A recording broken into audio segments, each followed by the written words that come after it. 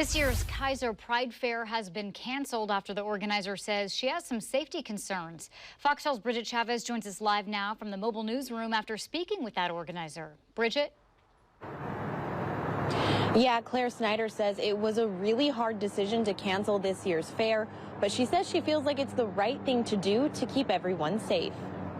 The Keizer Pride Fair was supposed to be held this June, but now it's canceled. The reason that we have to cancel is because it's not just about a physically violent threat. It's not just about, okay, there's people who dislike us. I know that there are people who dislike me in the world.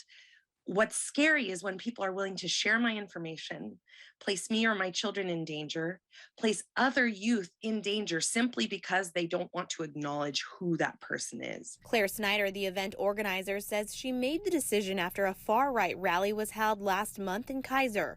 The event was called Reawaken America and was held at the Volcano Stadium. When that event took place, me personally, I no longer felt safe being the organizer, putting my face and my name out there, knowing that folks like this were allowed to come into town, not only allowed, but encouraged. Last year's Pride Fair had about 200 attendees, and Snyder says it was successful overall, but there were people who showed up to protest, and Snyder herself was targeted. But we were met with counter-protesters who brought signs that had, gayness is a sin, and these things that are so hurtful to see about who you are. And after the event, they doxed me. So basically took my personal information and put it out for the world, as well as a description of me as a very dangerous person. Snyder tells me she wants more support and protection from law enforcement. There is a line drawn in the sand of protection, who is served and who is protected. The Keizer Police Department says they responded to last year's event and advised the protesters to leave, which they did.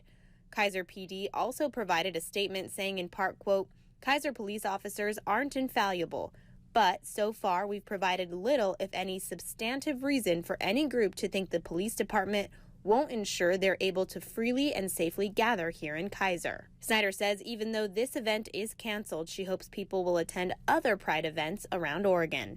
A lot of folks were looking forward to this year. We're looking forward to getting to celebrate together. I know I was looking forward to this year. And that was the most heartbreaking thing of it all. Snyder tells me she's committed to making sure that the fair does happen next summer. Reporting live from the mobile newsroom, Bridget Chavez, Fox 12 Oregon.